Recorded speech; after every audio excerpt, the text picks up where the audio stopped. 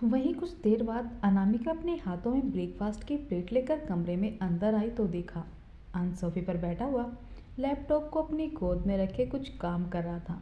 अनामिका अंश के पास आई और उसकी गोद से उसका लैपटॉप उठाकर टेबल पर रख दिया। अनामिका की इस हरकत पर अंश ने उसे घूर कर देखा, लेकिन अनामिका को उससे कोई भी फर्क नहीं पड़ा। वह अंश के पास सोफे पर बैठ गई। अनामिका ने मुस्कुराते हुए चम्मच में पोहा लिया और अंश के मुंह की तरफ बढ़ा दिया, लेकिन अंश ने गुस्से में उसके हाथ पर अपना हाथ मार दिया और सोफे से उठकर खड़ा हो गया। अनामिका अंश की इस हरकत पर बिल्कुल हैरान हो गई और तभी अंश बिना उसकी तरफ देखे गुस्से में बोला, अपनी पैकिंग कर लो।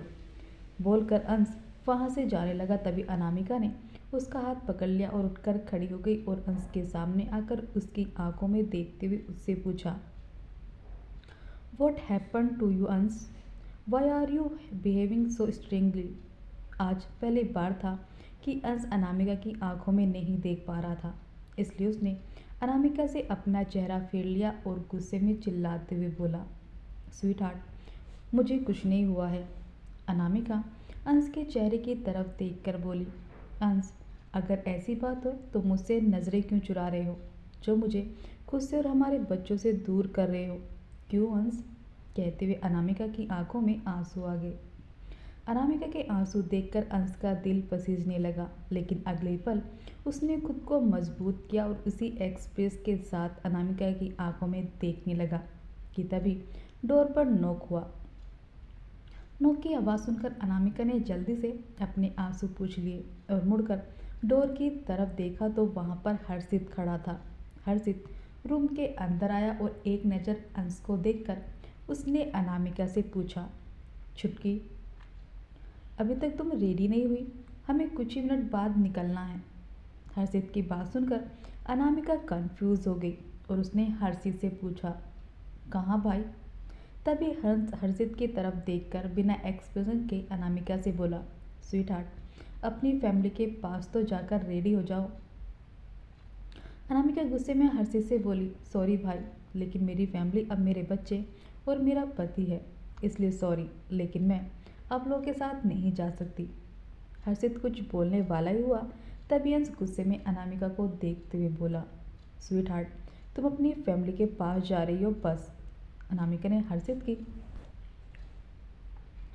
तरफ देखा और गुस्से में अंश से बोली, हंस, मैंने कह दिया ना, मैं कहीं नहीं जा रही हूँ। और अब अगर तुमने एक बार भी मुझसे कहा तो आई प्रॉमिस मैं कभी भी तुम्हारे पास वापस नहीं आऊँगी और फिर तुम भी मुझे ज़बरदस्ती अपने पास नहीं ला पाओगे। हंस की गुस्से में मुट्ठियाँ भिज गईं। तभी हर्षित अनामिका से बोला, मैं बाहर जा रहा हूँ, तुम दोनों का जो भी फैसला हो मुझे बता देना। बोलकर हर्षित रूम से बाहर निकल गया। हर्षित के जाने के बाद अनामिका अंश के पास आई और उसकी आंखों में देखने लगी। तभी अंश बोला, जाकर रेडी हो जाओ। अनामिका गुस्से में अंश को देखते हुए बोली, अंश, फिर मैं वापस कभी नहीं आऊँगी, तुम्हारी ज़िंदगी से हमेशा हमेशा के लिए दूर चली जाऊँगी। अंश गुस्से में अनामिका को देखते हुए बोला, पहले भी तो जाना चाहती थी, तो इस बार भी मैं तुम्हें खुद भेज रहा हूँ और अच्छा ही है तुम मुझसे कुछ टाइम के लिए दूर रहो। अनामिका की आंखों से आंसू निकलकर उसके गाल पर बहने लगे और वो रोते हुए अंश की शर्ट को अपनी मुट्ठी में भरते हुए बोली, अंश, ऐसे कैसे कर सकते हो तुम? कैसे मुझे मेरे बच्चों से दूर कर सकते हो? अंश उसी तरह एटीट्यूड में बोला, स्वीट हार्ट, तुम्हें बताने की ज़रूरत नहीं है, मैं कुछ भी कर सकता हूँ। अनामिका ने गुस्से में अपने आंसू पोंछे और चिल्लाकर अंश से बोली, तुम कुछ भी कर सकते हो अंश राठौर, लेकिन एक माँ से उसके बच्चों को दूर नहीं कर सकते, समझे तुम? अंश स्माइल करते हुए बोला, स्वीट हार्ट, तो क्या करोगी? तुम पुलिस के पास जाओगी या फिर कोर्ट में? तो बोलकर अंश ने अनामिका के दोनों कंधों को पकड़ लिया और चिल्लाते हुए बोला, मैं अंश राठौर हूँ, पुलिस मेरा नाम सुनकर कांपती है, और जो तुम कोर्ट की बात कर रही हो। बोलकर अंश हल्का हंसा और आगे बोला, स्वीट हार्ट, तुम कुछ नहीं कर पाओगे तो बेफालतू में इतनी कोशिश कर क्यों करनी? आराम से कुछ टाइम के लिए अपनी फैमिली के पास जाओ, that's right for you. Anamika Ansh की आंखों में देखते हुए उससे बोली, अंश, तुम सच में मुझे खुद से दूर करना चाहते हो, बट वाई?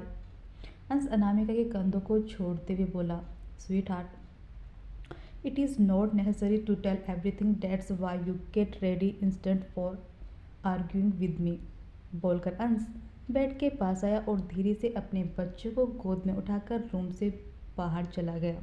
और उसके जाने के बाद अनामिका वहीं बैठकर रोने लगी। वहीं हॉल में अंश ने अपने दोनों बच्चों को मेन बैग पे लिटा दिया और खुद भी वहाँ सोफे पर बैठकर अपने दोनों बच्चों के साथ खेलने लगा। तभी वहाँ पर अबीर विवांश भी आ गए और वो दोनों भी उन बच्चों को खिलाने लगे कि तभी अंश का फ़ोन रिंग हुआ। अंश ने अपनी पॉकेट से फ़ोन निकालकर कॉल पिक की और बोला, आई एम कमिंग नाउ। अंश ने कॉल काटकर अपना फ़ोन पर पॉकेट में रखा और अबीर से बोला, तुम आयांश का ध्यान रखना, मैं प्रिंसेस को लेकर जा रहा हूँ। अबीर ने थोड़ा परेशान होते हुए अंश से पूछा, भाई अभी? अंश अंशिका को अपनी गोद में उठाते बोला, हाँ, ट्रीटमेंट जितनी जल्दी हो जाएगा उतना ही बेहतर होगा, वरना आगे चलकर प्रिंसेस के लिए बहुत कॉम्प्लिकेशन हो सकता है। और अभी प्रिंसेस काफ़ी अच्छा रिकवरी कर सकती है। तभी वांस अंश से बोला, लेकिन तुम्हें नहीं लगता कि तुम्हें गुड़िया को ये सब बता देना चाहिए, क्योंकि जितना हक तुम्हारा तुम्हारे बच्चों पर है उतना ही हक गुड़िया का भी है, और अगर बाद में उसे पता चला तो तुम दोनों का रिश्ता खराब भी हो सकता है। अंश विवांश को देखकर हल्के से मुस्कुराया और फिर बोला, तुम्हें लगता है स्वीट हार्ट प्रिंसेस की हालत जानकर खुद को संभाल पाएगी? वो टूट जाएगी, और अभी भी तो वो खुद ठीक भी नहीं हुई है, और अगर उसे प्रिंसेस की हालत के बारे में पता चला तो वो और भी ज़्यादा बीमार हो जाएगी। उसका पूरा फोकस खुद से हटकर पूरा प्रिंसेस पर आ जाएगा, और प्रिंसेस का ऑपरेशन करने से पहले उसको कुछ टाइम के लिए ऑब्जर्वेशन में रखना होगा, और ये कोई भी माँ अपने बच्चे की ऐसी हालत देखकर बर्दाश्त नहीं कर पाएगी। और रही बात हमारे रिश्ते की, तो हम दोनों को ही कोई अलग नहीं कर सकता, खुद भगवान भी नहीं।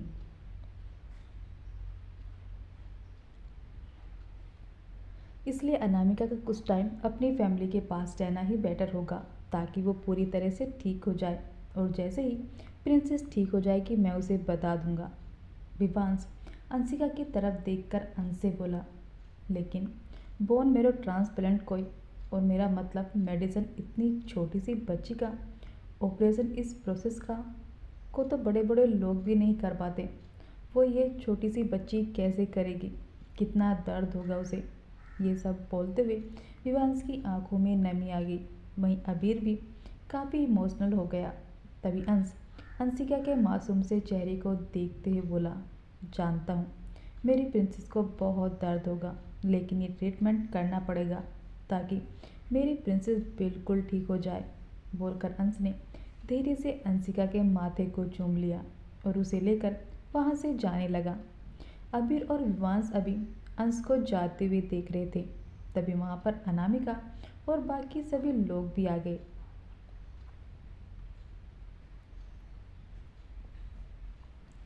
अनामिका की नज़रें चारों तरफ अंश और अपने बच्चों को ढूंढ रही थी कि तभी हर्षित उससे बोला, क्या हुआ छुटकी, चलें? कि तभी अनामिका अयांश को देखते हुए बोली, एक सेकंड भाई, बोलकर अनामिका ने बीन बैग में लेटे अयांश को अपनी गोद में उठा लिया और अबीर से गुस्से में बोली, बोल देना अपने भाई को अपने बच्चे को लेकर यहाँ से हमेशा के लिए जा रही हूँ, और हाँ, डाइवोर्स पेपर कल भेज दूँगी, बोलकर अनामिका ने हर्षित और गीता जी की तरफ देखा और बोली, मैं आप दोनों के साथ नहीं बल्कि अपने बच्चे को लेकर आप सबसे बहुत दूर जा रही हूँ। मैं नहीं चाहती मेरी वजह से कोई भी परेशान हो। अनामिका की बात सुनकर सभी लोग शॉक्ड हो गए। अबीर परेशान होते हुए अनामिका से बोला, भाभी आप ये क्या बोल रही हैं?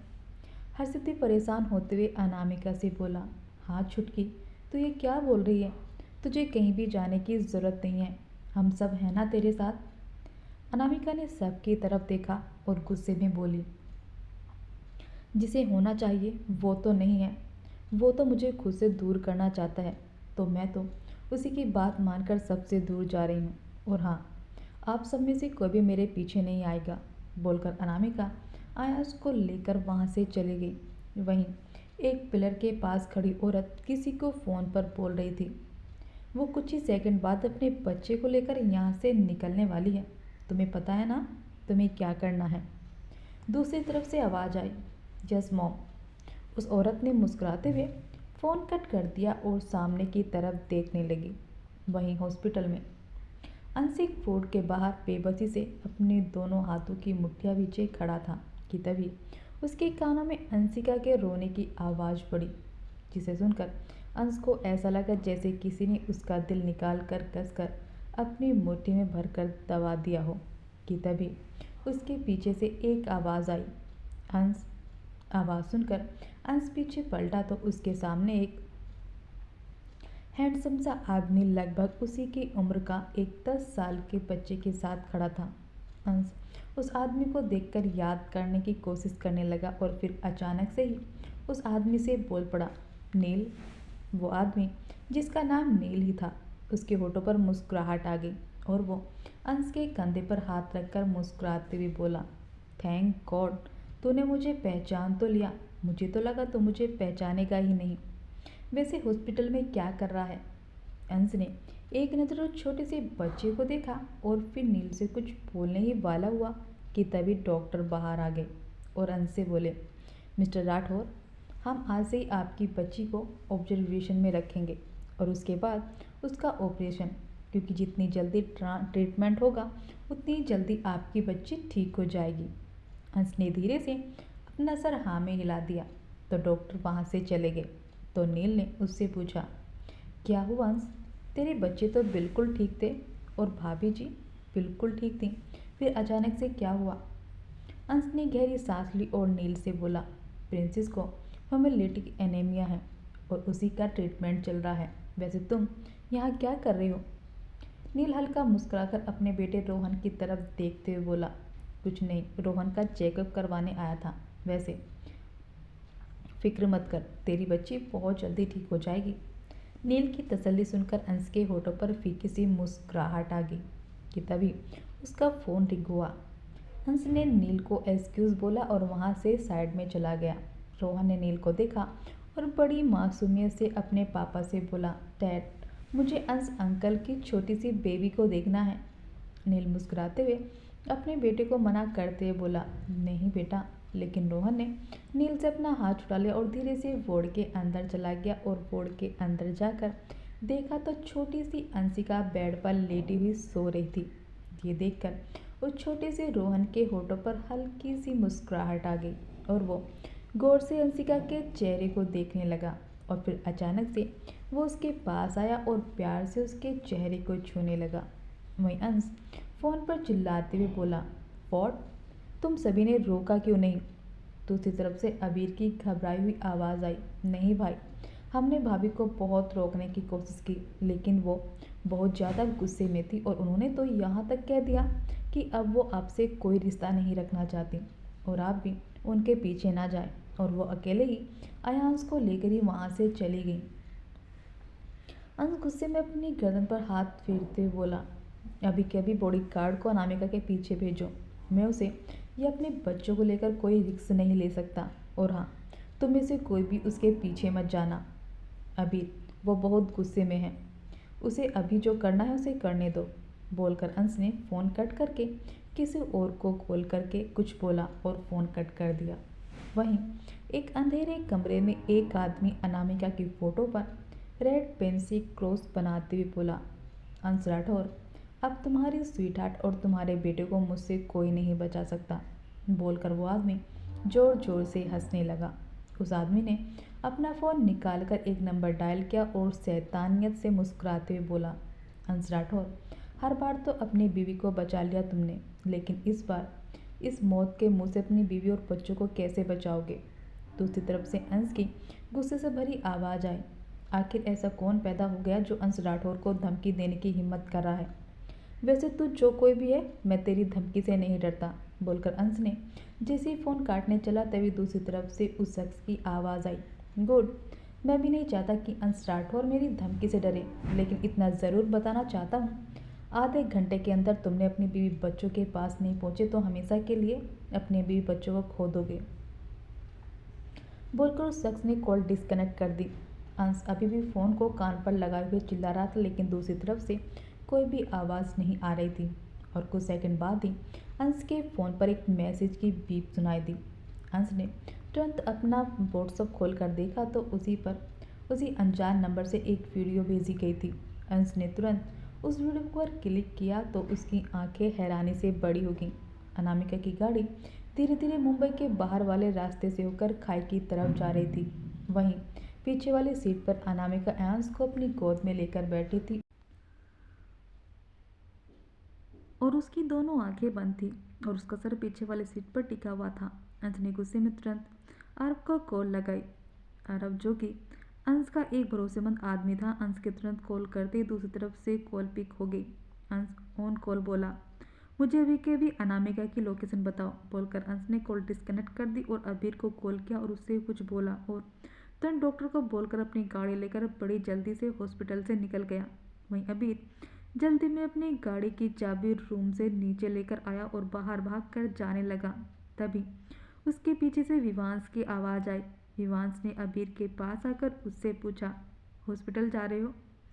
अबीर परेशान होते विवांश से बोला, नहीं, बहुत बड़ी प्रॉब्लम हो गई है, तुम चलो, मैं तुम्हें रास्ते में बताता हूँ। बोलकर अबीर और विवांश तुरंत ही वहाँ से निकल गए। जैसे अनामिका राठौर मैंसन से बाहर निकली थी तभी से हर्षित उसके पीछे था। उसे डर था कहीं उसकी छोटी बहन गुस्से में कोई गलत कदम न उठा ले, इसलिए गीता जी को वहीं राठौर मैंसन में छोड़ दिया और खुद अनामिका को मनाने के लिए उसके पीछे अपनी गाड़ी लेकर चला गया। हर्षित की गाड़ी अनामिका के थोड़े ही पीछे थी। जैसी अनामिका गाड़ी मुंबई के रास्ते के बाहर वाली रोड पर मुड़ी, हर्षित कंफ्यूज हो गया और साथ ही परेशान भी। उसने अनामिका को 2-3 बार कॉल भी किया लेकिन उसका फ़ोन बिजी आ रहा था। वहीं अंश अपनी गाड़ी में बैठा जल्दी जल्दी ड्राइव कर रहा था और साथ ही अनामिका को कॉल पर कॉल लगाया जा रहा था, लेकिन दूसरी तरफ से अनामिका का फ़ोन हर बार की तरह बिजी आ रहा था। अंश अब बहुत ज़्यादा परेशान हो गया था। वहीं उसी अंधेरे कमरे में उस आदमी ने किसी को कॉल किया और बोला, मॉम, बस कुछ ही मिनट बाकी हैं। अनामिका राठौर की मौत में उसके बाद धीरे धीरे सबका नंबर आएगा और उसके बाद राठौर मैंसन की सारी प्रॉपर्टी हम दोनों के नाम हो जाएगी। बोलकर वो शख्स जोर जोर से हंसने लगा और कुछ सेकंड बाद उसने फ़ोन कट करके अविनाश की फ़ोटो पर रेड मार्कर से क्रॉस का निशान लगा दिया और गुस्से में उस फोटो को देखते हुए बोला, next number is yours mister Avinash Rathore उर्फ माई स्टेप फादर। बोलकर वो शख्स फिर से हंसने लगा।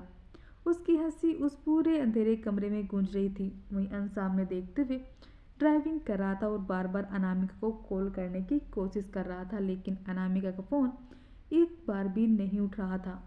अंश परेशान होते हुए बोला, sweet heart, pick up the phone. दूसरी गाड़ी जिसमें अनामिका बैक सीट पर बैठी थी, बार बार फ़ोन की रिंग सुनकर अंश जोर जोर से रोने लगा और रोने की आवाज़ सुनकर धीरे धीरे अनामिका की आंखें खुलने लगी। अनामिका ने धीरे से अपनी आंखें खोली और अंश को चुप करवाने लगी। तभी अनामिका की नज़र आगे वाले सीट पर गई जिस पर कोई नहीं था। ये देखकर उसके पैरों तले से ज़मीन खिसक गई। तभी उसके कानों में फ़ोन रिंग होने की आवाज़ पड़ी। अनामिका ने बड़ी मुश्किल से अपना फ़ोन ढूंढा और देखा तो उसकी स्क्रीन पर अंश नाम फ्लैश हो रहा था। अनामिका ने जल्दी से कॉल पिक कर ली तो दूसरी तरफ से अंश की गुस्से में भरी आवाज़ आई, स्वीट हार्ट, तुम फ़ोन क्यों नहीं उठा रही थी? और अब मेरी बात ध्यान से सुनो, तुम्हारी गाड़ी के ब्रेक फेल हो गए हैं और तुम्हारी गाड़ी पूरी लॉक है, लेकिन तुम बिल्कुल भी मत डरना। जब तक मैं हूँ मैं तुम्हें कुछ भी नहीं होने दूंगा, ठीक है? बस तुम मुझसे बात करती रहो। बोलकर अंश ने अपनी गाड़ी की स्पीड और बढ़ा दी। अनामिका ने सामने देखा तो उसकी गाड़ी खाई के बहुत पास आ गई थी। ये देखकर उसकी आंखों में आंसू आ गए। तभी दूसरी तरफ से अंश की आवाज़ आई, स्वीट हार्ट, डोंट वरी और डोंट क्राई। अनामिका जल्दी से अपने आंसू पूछते हुए बोली, लेकिन अंश, ये सब कैसे? मैं तो जैसे ही राठौर मैंसन के बाहर निकली तभी किसी ने, बोलते हुए अनामिका याद करने लगी। फ्लैशबैक कुछ घंटों पहले अनामिका जैसी अंश को लेकर राठौर मैंसन से निकली तभी किसी ने पीछे से उसके सिर पर डंडा मार दिया और उसे बेहोश करके गाड़ी की बैक सीट पर बैठा दिया और एक ड्राइवर उस गाड़ी को लेकर वहाँ से तुरंत निकल गया। Flashback and. अनामिका घबराते हुए अंश से बोली, मुझे नहीं पता मैं इस गाड़ी में कैसे आई। अंश अनामिका को शांत करते हुए बोला, स्वीट हार्ट बस तुम शांत हो जाओ और अयांश को कस के पकड़कर अपनी दोनों आंखें बंद कर लो। अनामिका घबराते हुए बोली, लेकिन क्यों? अनामिका भी बोल ही रही थी तभी उसके कानों में जबरदस्त धमाके की आवाज़ आई और उसकी गाड़ी दूसरी तरफ मुड़ गई। डर से अनामिका के हाथ का फ़ोन छूटकर नीचे गिर गया, लेकिन अनामिका ने अयांश को कसकर अपने सीने से लगा लिया और बाहर की तरफ देखा तो उसकी गाड़ी उसी सड़क के किनारे पर थी। पिछली सीट पर बैठे होने की वजह से अनामिका और अयांश को बिल्कुल भी चोट नहीं आई। तभी अनामिका की नज़र एक लंबोर्गिनी पर पड़ी जो क्रैश होकर बुरी तरह से डैमेज हो गई थी। उसके सामने का बोनेट बिल्कुल पिचक गया था और उसके इंजन से धुआं निकल रहा था। अनामिका को अब समझ आया कि उसी कार ने उसकी कार को टक्कर मारी, जिससे उसकी कार दूसरी दिशा में मुड़ गई तो और उसकी रफ्तार कम हो गई और सड़क पर बने मिलस्टोन से टकराकर वो रुक गई। अनामिका अभी देख ही रही थी कि तभी लंबोर्गिनी में से लपक झपकते ही एक आदमी बाहर आया। उसका सर बुरी तरह से जख्मी था और सर से खून भी निकल रहा था, लेकिन फिर भी उसके होठों पर हल्की सी स्माइल थी। उस आदमी ने जल्दी से अपनी गाड़ी में से निकलकर टूल बॉक्स में से एक बड़ा सा रेंच निकाला और लड़खड़ाते कदमों के साथ अनामिका की गाड़ी की तरफ आने लगा और अनामिका शॉक्ड होकर उस आदमी को देखने लगी। एक हफ्ते बाद अंश अपने स्टडी रूम में बैठा हुआ कुछ सोच रहा था। तभी उसके केबिन में अबीर आया और सामने वाली चेयर पर बैठकर परेशान होते हुए अंश से बोला, भाई एक हफ्ते से कोशिश कर रहे हैं लेकिन उसे ढूंढना तो दूर, हम लोगों को एक भी क्लू नहीं मिला है जिसकी मदद से हम उस तक पहुंच सकते हैं। अबीर की बात सुनकर अंश के होठों पर एक कातिलाना मुस्कुराहट आ गई और वो मुस्कुराते हुए अबीर से बोला, क्लू बहुत बड़ा क्लू है। अबीर कन्फ्यूजन अंश को बोला, क्लू? कैसा क्लू भाई? मुझे तो कुछ समझ में नहीं आ रहा। भाई आखिर आप बोल क्या रहे हैं?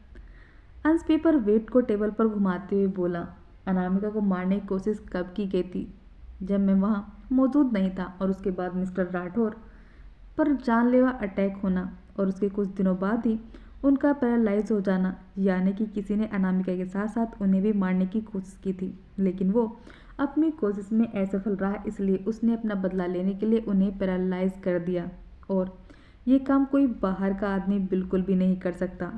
अंश अभी बोल ही रहा था तभी अबीर उसकी बात बीच में काट कर बोला, भाई आपका मतलब है कि कोई घर का आदमी है? लेकिन कौन? ईशानी आपकी कैद में है, अवंतिका आंटी और आर्यन दोनों ही यहाँ पर नहीं हैं, और प्रदीप अंकल, मुझे नहीं लगता कि उन्होंने ऐसा कुछ भी किया होगा। और फिर बची दादी, डैड एंड मेरा मोम। दादी ऐसा नहीं कर सकती एंड डैड खुद ही बीमार हैं, तो वो बची मेरा मोम, लेकिन वो ऐसा क्यों करेंगी? अबीर ने कन्फ्यूजन से अंश से बोला। बदले में अंश के होठों पर सस्पेंस भरी मुस्कुराहट आ गई। वह इंदौर शहर के एक बड़े से घर में एक बच्चा कमरे में जोर जोर से रो रहा था। तभी अनामिका वॉशरूम से निकलकर जल्दी से बच्चे के पास ही उसे अपनी गोद में उठाकर उसे चुप कराने लगी। क्या हुआ मेरे बच्चे को? देखो मम्मा आ गई ना, बोलकर अनामिका ने अयांश के माथे को धीरे से चूम लिया। तभी उसके कमरे में एक लड़की आई जिसकी उम्र 23-24 के करीब होगी। उस लड़की ने ब्लू कलर की शर्ट, कुर्ती, वाइट कलर की जीन्स, गोरा लंबा चेहरा, बड़ी बड़ी आंखें और कंधे से नीचे थोड़े बाल। लड़की अनामिका के पास आकर उससे बोली, भाभी आयांश इतनी जोर जोर से क्यों रो रहा है? दीजिए मुझे इसे, मैं इसे चुप करवाती हूँ। अनामिका मुस्कुराते हुए उस लड़की से बोली, स्वाति कुछ नहीं हुआ आयांश को, बस उसने मुझे अपने पास नहीं देखा, वही इसलिए रोने लगा, और कुछ नहीं। स्वाति ने अनामिका की गोद से अंश को ले लिया और अनामिका से बोली, भाभी तब तक मैं अंश को सुला देती हूँ, तब तक आप थोड़ा आराम कर लीजिए। और हाँ, आपने सुबह से ब्रेकफास्ट भी नहीं किया, इसलिए ब्रेकफास्ट भी कर लीजिए, वरना अगर भाई को पता चला तो मेरी तो वो छुट्टी ही कर देंगे। स्वाति की बात सुनकर अनामिका खिलखिलाकर हंस पड़ी और बोली, ओके बाबा मैं कर लूँगी, पहले अंश को सुला देती हूँ। स्वाति अनामिका की आंखों को दिखाते हुए उसे धमकी देते हुए बोली, आप कर रही हैं या फिर मैं भाई को कॉल लगाऊं? और फिर तो आप भाई को जानते ही हो, वो अपने तरीके से आपको ब्रेकफास्ट करवाएंगे। बोलकर स्वाति ने अनामिका को आंख मारी और अयांश को लेकर वहां से भाग गई। अनामिका हंसते हुए स्वाति को देखकर खुद में बड़बड़ाई, बिल्कुल पागल है ये लड़की। बोलकर अनामिका हंस पड़ी, लेकिन कुछ सोचकर उसकी हंसी फीकी पड़ गई। मिश्रा हाउस। हर्षित ब्रेकफास्ट करते हुए गीता जी से बोला, मॉम, मैं छुटकी से मिलने इंदौर जा रहा हूँ, कल आ जाऊँगा। गीता जी मुस्कुराते हुए हर्षित से बोली, ठीक है बेटा। कि तभी सुनील जी हर्षित से बोले, और जाते वक्त उसके लिए उसकी फेवरेट स्वीट ले जाना, मत भूलना, उसे अच्छा लगेगा। और हाँ, हमारी तरफ से उसके बच्चे और उसके लिए भी कोई अच्छा सा तोहफा ले जाना। सुनील जी की बात सुनकर हर्षित मुस्कुराते हुए उनसे बोला, यस डैड, मुझे पता है, आप लोग फिक्र मत कीजिए। अच्छा, मेरा ब्रेकफास्ट हो गया, मैं रूम में रेडी होने जा रहा हूँ। बोलकर हर्षित अपनी चेयर से उठकर सीढ़ियों से अपने रूम में जाने लगा और कुछ मिनट बाद रेडी होकर अपनी गाड़ी से इंदौर के लिए निकल गया। रास्ते में उसने अनामिका के बच्चे के लिए बहुत सारे टॉयज और अनामिका की फेवरेट मिठाई काजू कतली भी ले ली और कुछ घंटों का सफर तय करके हर्षित जयपुर बिरला हाउस पहुंच गया। बिरला हाउस के बड़े से गेट पर बहुत सारे बॉडीगार्ड अपने हाथों में हथियार लिए खड़े थे। हर्षित को देखकर उनमें से एक बॉडीगार्ड उसके पास आया और अपनी कड़क आवाज़ में उससे पूछा, आप कौन? पहले तो आपको यहाँ कभी नहीं देखा। हर्षित एटीट्यूड में मुस्कुराते हुए बोला, मेरा नाम हर्षित है और मैं अपनी बहन से मिलने आया हूँ। हर्षित की बात सुनकर पहले बॉडीगार्ड ने दूसरे बॉडीगार्ड को देखा और फिर हर्षित से बोला, आपके पास मैडम से मिलने का अपॉइंटमेंट है? बॉडीगार्ड की बात सुनकर इस बार हर्षित को गुस्सा आ गया और वो गुस्से में दांत पीसते हुए बोला, अपनी मैडम को बोल दो कि हर्षित मिश्रा आए हैं। जो मैडम उनके साथ रहती हैं वो मेरी बहन है। हर्षित की बात सुनकर दूसरे बॉडीगार्ड पहले बॉडीगार्ड को देखा और फिर उन्होंने आंखों से कुछ इशारा किया और अगले ही पल उनके इशारा करते ही सभी बॉडीगार्ड्स ने एक साथ हर्षित पर गन पॉइंट कर दी और धमकाते हुए बोले, स्वाति मैडम का ऑर्डर है, हम किसी भी अनजान को अंदर ना जाने दें, और आपको तो इससे पहले कभी देखा भी नहीं, इसलिए तुम्हारी भलाई इसी में है कि तुम यहाँ से चले जाओ, वरना हमें ज़्यादा वक्त नहीं लगेगा तुम्हें जान से मारने में। बॉडीगार्ड की बात सुनकर हर्षित गुस्से में खुद से ही बड़बड़ाया, एक नंबर की पागल हो रहा था तुम्हारी मैडम। अरे ये क्या बात हुई? अगर किसी को जानते नहीं तो उसे मार दो, पता नहीं मेरी बहन कहाँ फंस गई, पहले वो उसका पागल भाई और अब उसकी ये पागल बहन। हर्षित अभी गुस्से में खुद में ही बड़बड़ाया जा रहा था कि तभी बॉडीगार्ड उसे फिर से धमकी देते हुए बोला, जा रहे हो या? तभी उस बॉडीगार्ड के पीछे से एक कड़क आवाज़ आई, क्या हो रहा है यहाँ? आवाज़ सुनकर हर्षित ने जब उसके सामने देखा तो चौंक गया। आवाज़ सुनकर हर्षित ने जब अपने सामने देखा तो उसके सामने एक लंबा चौड़ा आदमी खड़ा था। हर्षित को बहस करते देखकर वो आदमी उसके पास आया और घुर्राते हुए उससे बोला, क्या बे, तुझे समझ नहीं आ रहा? चल बता, क्या काम है? उस आदमी की बात सुनकर हर्षित भी गुस्से में चिल्लाते हुए बोला, oh hello, for your information let me tell you that I am not a street beggar. जाकर अपनी मैडम को बताओ कि हर्षित मिश्रा आए हैं, और हाँ, उनसे ये मत कहना कि मैं उनसे मिलने आया हूँ, बल्कि मैं अपनी बहन से मिलने आया हूँ। बोलकर हर्षित अपने मन में बोला, वरना वो चुड़ैल फिर से मेरे पीछे पड़ जाएगी, बड़ी मुश्किल से तो उससे पीछा छुड़ाया था। बोलकर हर्षित ने जैसे ही अपने सामने देखा, उसके सामने स्वाति खड़ी थी। स्वाति हर्षित को देखकर मुस्कुराते हुए उससे बोली, आप आ गए, मैं तो आपका ही वेट कर रही, मेरा मतलब भाभी। बोलकर स्वाति ने अपने दांत दिखा दिए। हर्षित ने स्वाति को इग्नोर किया और अंदर जाने लगा। स्वाति हर्षित को देखकर खुद में बड़बड़ाई, यार हैंडसम लोग इतने खड़ूस क्यों होते हैं? एक तो बंदा पसंद आया, ऊपर से इतना एटीट्यूड, लेकिन आई लाइक इट। बोलकर स्वाति मुस्कुराई और बॉडीगार्ड से कुछ बोलकर अंदर जाने लगी। अनामिका ने जब हर्षित को देखा तो उसके होठों पर हल्की सी मुस्कुराहट और वो हर्षित के गले से लगकर बोली, भाई आई मिस यू। हर्षित प्यार से अनामिका के फोरहेड पर किस करते हुए बोला, I miss you too my बच्चा, कैसी है तू? हर्षित की बात सुनकर अनामिका उससे अलग होकर मुंह बनाते हुए बोली, भाई जब भी आप कॉल करते हो तो यही सवाल करते हो, और जब भी मैं आपसे या अंश से अंशिका के बारे में बात करती तो आप बहाना बना देते हो, और जब अंश से पूछो तो वो भी कोई ना कोई बहाना बना देता है। लेकिन अब नहीं, मैंने डिसाइड कर लिया है, जो होना होगा हो जाएगा, लेकिन मुझे अपनी बच्ची से मिलना, उसे देखना है। 1 हफ्ता हो गया। कहते हुए अनामिका की आंखें नम हो गई। अनामिका की आंखों में आंसू देखकर हर्षित ने बड़े प्यार से उसका चेहरा अपने दोनों हाथों में थाम लिया और उसके आंसू साफ करते हुए बोला, छुटकी, तू फिर से जिद कर रही है। देखा था ना तुझे मरने की कितनी कोशिश की गई थी। अगर उस दिन तुझे अंत ना बचाता तो तेरे साथ कुछ भी हो सकता था। हर्षित की बात सुनकर अनामिका 1 हफ्ते पहले की बात याद करने लगी। 1 हफ्ता पहले अंश अपनी गाड़ी से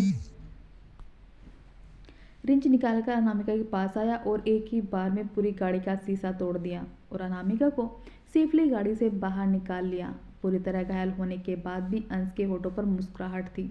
अंश को इस हालत में देखकर अनामिका की आंखों में आंसू आ गए और वो सिसकते हुए अंश से बोली, अंश कितनी चोट लग गई है तुम्हें, चलो पहले हम हॉस्पिटल चलते हैं। अनामिका की बात सुनकर अंश ने अनामिका और अयांश को अपने सीने से लगा लिया और अनामिका के बालों को सहलाते हुए बोला, मेरी स्वीटहार्ट, बस ठीक रहे। अंश डांट हो तो वैसे ही ठीक रहेगा।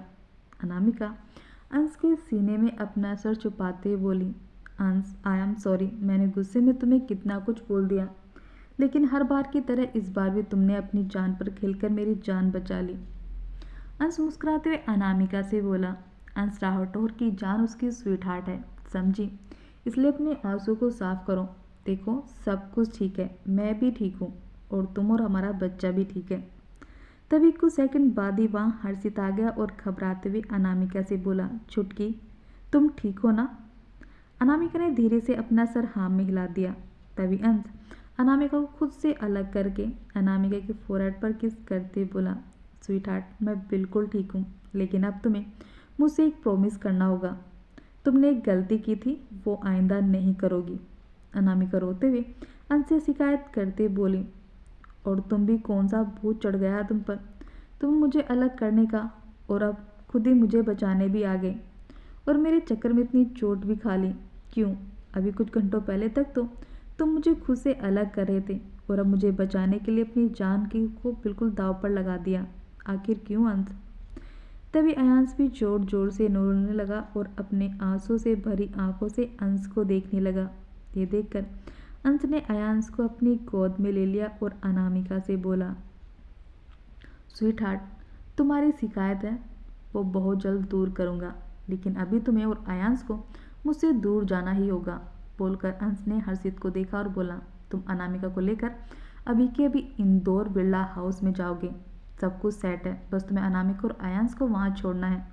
वहाँ पर मेरी फ्रेंड की सिस्टर रहती है स्वाति बिरला, वो मुझे अच्छे से जानती है और वहाँ पर अनामिका बिल्कुल सेफ रहेगी। अंश की बात पर अनामिका तुरंत उसे मना करते बोली, लेकिन अंश मैं तुम्हें और अंशिका। तभी अंश उसकी बात बीच में काट कर बोला, स्वीटहार्ट प्रॉमिस करो मुझसे जब तक मैं तुम्हें नहीं बुलाऊंगा तुम वहाँ से बिल्कुल भी नहीं आओगी।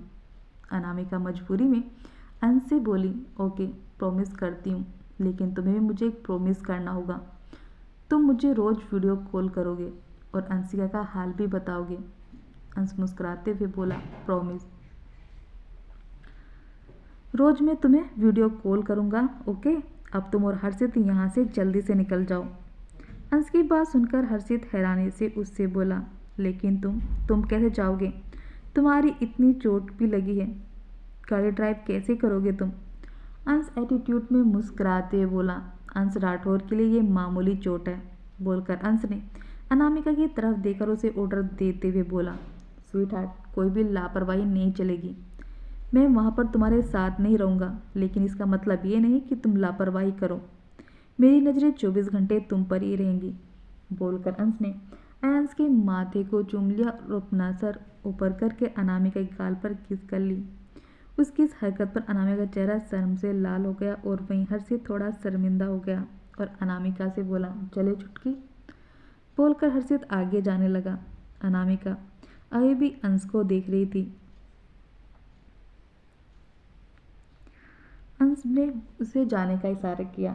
अनामिका भारी कदमों से हर्षित के पीछे जाने लगी, लेकिन तभी वो पीछे पलटी और अंश से बोली, अपना प्रॉमिस याद रखना अंश, वरना मैं वापस आ जाऊंगी।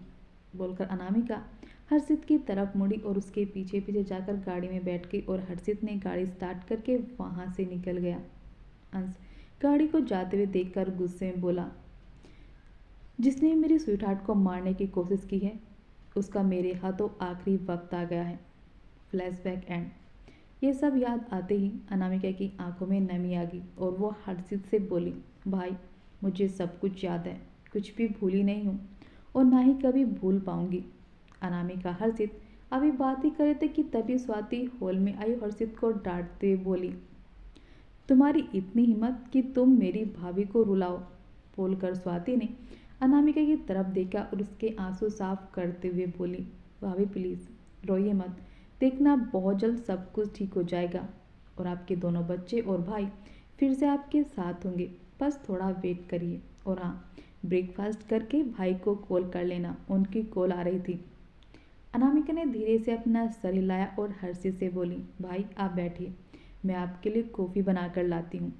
तभी स्वाति अनामिका के बात बीच में काट कर मुस्कुराते हुए बोली, भाभी आप कुछ मत कीजिए, बस भाई से जाकर बात कर लीजिए। और रही बात आपके भाई की, तो मैं हूं ना उनका ख्याल रखने के लिए। स्वाति मुस्कुराते हुए हर्षित की तरफ देखने लगी। स्वाति की आंखों में एक अलग ही शरारत नजर आ रही थी, जो हर्षित बखूबी समझ पा रहा था। अनामिका मुस्कुराई और वहां से जाने लगी। उसके जाने के बाद स्वाति ने हर्षित को देखा और बड़े प्यार से अपने बालों को संभालते हुए हर्षित से बोली, तो आप बताइए हर्षित जी, आप क्या लेना पसंद करेंगे, चाय या कॉफ़ी? हर्षित कुछ बोलता इससे पहले स्वाति आगे आकर मुस्कुराते हुए बोली, कॉफ़ी अच्छी बना लेती हूँ, लेकिन चाय उससे भी ज़्यादा अच्छी बना लेती हूँ। और रही बात खाने की, तो वो तो मुझे बनाना आता नहीं क्योंकि मेरे मॉम डैड नहीं है। और रही बात शादी के बाद खाना सीखने की, तो आप है ना मेरे लिए खाना बनाने के लिए। हर्षित आंखें फाड़कर स्वाति को देखने लगा। क्या कोई लड़की इतनी भी बोल्ड हो सकती है? हर्षित गुस्से में अपनी आईब्रो उठाकर स्वाति को घूरते हुए बोला, मैं खाना बनाऊंगा और वो भी तुम्हारे लिए, और तुम जैसी लड़की से शादी करने से अच्छा मैं किसी मेड से शादी ना कर लूं। हर्षित की बात पर स्वाति गुस्से में अपने दोनों कमर पर हाथ रखकर उसकी तरफ अपने कदम बढ़ाते हुए बोली, मिस्टर हर्षित मिश्रा, एक बात ना मैं आपको आज क्लियर कर देती हूँ, मैं ना आपसे बहुत प्यार करती हूँ और मैंने आपके लिए अपनी दादू से ही बात कर ली है। अगर तुमने मुझसे शादी नहीं की ना, तो मेरे दादू तुम्हारा भर्ता बना देंगे और भाई को तुम जानते ही हो, 2 मिनट में तुम्हारा कचुम्बर बना देंगे। बोलकर स्वाति मुस्कुराई और हर्षित के चेहरे पर अपनी उंगली फेरते हुए बोली, लेकिन सोचो ना, दुल्हन इतनी खूबसूरत और दूल्हे की जगह कोई कचुम्बर बैठेगा तो कैसा लगेगा? इसलिए प्यार से मेरी बात मान जाओ और मुझसे शादी कर लो। स्वाति ऐसे बोल रही थी जैसे शादी कोई गुड्डा गुड्डी का खेल हो जो उसे खेलना है। हर्षित ने गुस्से में स्वाति की कलाई को पकड़कर पीछे मोड़ दिया और गुस्से में अपने दांत पीसते हुए बोला, मिस स्वाति, अपनी हद में रहो। स्वाति बेशर्मी से मुस्कुराते हुए बोली, हद हद, अगर आप कहो ना तो मैं जीना ही छोड़ दूं। आप कह रहे हो तो देखिए, आपको याद है आपने कहा था कि मुझ पर वेस्टर्न ड्रेस अच्छी नहीं लगती, तो देखिए आज मैंने कितने सिंपल कपड़े पहने हैं, जैसे बिल्कुल आपको पसंद है। स्वाति की बात सुनकर हर्षित ने अपना माथा पीट लिया। वहीं अनामिका ने अंश को वीडियो कॉल की, लेकिन अंश उठा ही नहीं रहा था। अनामिका गुस्से में बेड पर बैठ गई और उसकी कॉल आने का इंतजार करने लगी, लेकिन आधा घंटा बीत गया, लेकिन अभी भी अंश की कॉल नहीं आई। अनामिका बेड से उठकर बेचैनी से रूम में टहलने लगी। उसकी नज़रें बार बार अपने फ़ोन की तरफ जा रही थी। राठौर मैंसन। अंश हॉस्पिटल से निकलकर गाड़ी से राठौर मैंसन में आया। अंश ने अपने रूम में जाकर एक शावर लिया और रेडी होकर अपना लैपटॉप लेकर सोफे पर बैठ गया। तभी उसकी नज़र अपने फ़ोन की स्क्रीन पर गई जिसमें बहुत सारी अनामिका की मिस कॉल पड़ी हुई थी। फ़ोन साइलेंट होने की वजह से अंश को पता ही नहीं चला। अंश ने एक गहरी सांस लेकर अपना फ़ोन उठाया और अनामिका को कॉल बैक की। कुछ ही सेकंड बाद दूसरी तरफ से कॉल पिक हो गई और अनामिका की गुस्से से भरी आवाज़ अंश के कानों में पड़ी। अंश, तुम इतनी देर से मेरा कॉल पिक क्यों नहीं कर रहे थे? और अंशिका, वो कहाँ है? तुमने कहा था कि आज तुम मुझे वीडियो कॉल करके उसे दिखाओगे, लेकिन तुम तो मेरा कॉल ही पिक नहीं कर रहे थे।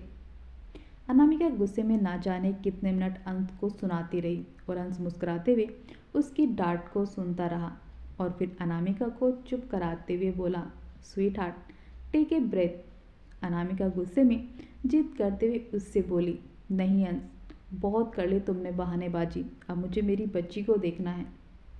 अनामिका की बात सुनकर अंश के एक्सप्रेशन चेंज हो गए, लेकिन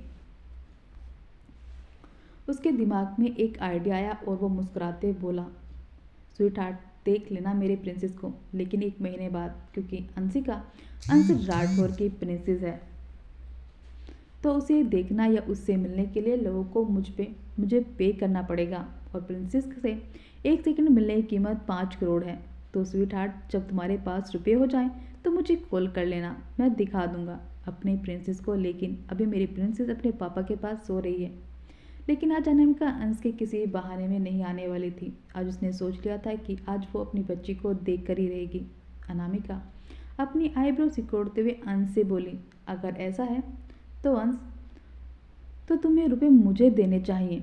एनीवे, मुझे अपनी बच्ची को देखना है और मैं वीडियो कॉल कर रही हूँ, बोलकर अनामिका ने बिना अंश की बात सुने फ़ोन कट कर दिया। और कुछ सेकंड बाद उसने जब वीडियो कॉल की तो अंश बेड पर लेटा हुआ था और उसके ऊपर एक छोटी सी बच्ची, जो कि असल में एक गुड़िया थी, जो बिल्कुल अंशिका की तरह ही थी, या यूँ बोलें अंशिका की ही कॉपी थी। उसके ऊपर पतला सा ब्लैंकेट पड़ा हुआ था, जिससे बिल्कुल ही पता नहीं चल रहा था कि वो कोई इंसान है या फिर प्लास्टिक की कोई गुड़िया। वो पूरी तरह से ब्लैंकेट से कवर थी, जिससे कुछ भी पता नहीं चल रहा था। अनामिका हैरानी से अभी देख ही रही थी, तभी अंश बोला, स्वीट हार्ट, देख लिया प्रिंसेस को? अनामिका हैरानी से अंश से बोली, अंश, देख तो लिया, लेकिन तभी अंश अनामिका की बात बीच में काट कर बोला, अब ये मत कहना कि मैं अपने प्रिंसेस का चेहरा तुम्हें दिखाऊं। वो तो तुम्हें 1 महीने बाद ही दिखाऊंगा, जब तुम मेरे पास आ जाओगी। Okay okay sweet heart, love you, बोलकर अंश ने जल्दी से कॉल डिस्कनेक्ट कर दी और अपने ऊपर से ब्लैंकेट को साइड में फेंक कर उठकर खड़ा हो गया। तभी दोबारा उसका फ़ोन रिंग हुआ। अंश ने अपने कपड़े सही करके बेड से अपना फ़ोन उठाया और कॉल आंसर करके बोला, yes mister Khanna, tell me quickly what has come in the report. दूसरी तरफ से मिस्टर खन्ना की डरी हुई आवाज़ आई, सर, वो आपने। तभी अंश मिस्टर खन्ना की बात बीच में कट करके गुस्से में उनसे बोला, मेरा टाइम ख़राब मत करो, जो भी है साफ साफ बोलो, क्योंकि अंश राठौर का वक्त बहुत कीमती है, इसे बर्बाद करने की कोशिश मत करना। अंश की धमकी सुनकर खन्ना के माथे पर पसीना छलक आया और वो अपनी पूरी हिम्मत बटोर कर अंश से बोला, सर, आपने जो ब्लड सैंपल दिए थे उनकी रिपोर्ट आ गई है, दोनों एक दूसरे मैच नहीं कर रहे हैं। खन्ना की बात सुनकर अंश ने कोई जवाब नहीं दिया और फ़ोन को बेड पर फेंक दिया। कुछ मिनट बाद अंश एक खाली रूम में था और उसके सामने ब्लैक कलर का एक बोर्ड लगा हुआ था, जिसमें बहुत सारे लोगों की फ़ोटोज़ लगी हुई थी और वो सारे लोग राठौर मैंसन के ही सदस्य थे। अंश एक एक फ़ोटो को अपनी अजीब नज़रों से देख रहा था और आखिर में उसकी नज़र एक औरत पर आकर रुक गई, जो कोई और नहीं बल्कि मीरा राठौर थी, उसकी स्टेप मदर। अंश ने कुछ पल उस फोटो को देखा और अपना फ़ोन अपनी पॉकेट से निकाल कर किसी को कॉल करके उसे ऑर्डर दिया, आधे घंटे के अंदर मुझे मीरा राठौर की सारी इन्फॉर्मेशन चाहिए, बोलकर अंश ने कॉल कट कर दी और एकटक मीरा की फ़ोटो को देखने लगा। VS villa. परी किचन में थी, उसका मन आज कुछ स्पाइसी खाने का कर रहा था। परी किचन में इधर उधर देखते हुए खुद से बोली, क्या खाऊं जिससे मेरा मुंह एकदम चटपटा हो जाए। परी अभी खुद से बोल रही, तभी उसे अपने पेट पर किसी के हाथ महसूस हुए। परी मुस्कुराते हुए अपना सर घुमाकर पीछे देखते हुए उससे बोली, विवांश, आप यहाँ? आप तो ऑफिस गए थे ना? परी के पूछने विवांश हल्के से मुस्कुराया और परी को अपनी तरफ करते बोला, वो क्या है ना, मेरी बीवी और मेरे होने वाले बच्चे के बिना मेरे मन के नहीं लग रहा था। लेकिन तुम यहाँ किचन में क्या कर रही हो? कुछ खाना है? परी सैड फेस बनाते हुए वन से बोली, हाँ, मेरा कुछ चटपटा खाने का मन हो रहा है, लेकिन मुझे समझ नहीं आ रहा कि मैं क्या बनाऊँ। बोलकर परी ने अपने निथलूट को बाहर निकाल लिया, जिसमें वो काफ़ी मासूम और क्यूट लग रही थी। विवांश को परी की मासूमियत देखकर उस पर बड़ा प्यार आ रहा था। विवांश हंसकर परी की नोज पर किस करते हुए बोला, इतनी छोटी सी बात पर परेशान क्यों रही हो? तुम्हें कुछ चटपटा खाना है तो तुम चिली पटेटो खा लो। चिली पटेटो का नाम सुनकर परी के मुंह में पानी आ गया और वो खुश होकर विवांश के गले से लगते हुए बोली, थैंक यू विवांश, मैं अभी बनाती हूँ। बोलकर परी जैसे विवांश से अलग हुई तो विवांश ने उसे कमर से पकड़ किचन के सेल पर बैठा दिया और उसके गाल पर किस करते हुए बोला, तुम क्यों मेहनत करोगी? आज मैं अपने हाथों से अपनी बीवी के लिए चिली पटेटो बनाऊंगा, ओके? परी जल्दी विवांश को मना करते बोली, नहीं विवांश, आप रहने दीजिए, मैं बना लूँगी।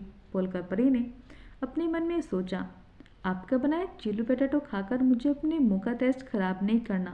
पिछली बार देखा था और खाया भी था, मिर्च की जगह पर चीनी भरी पड़ी थी।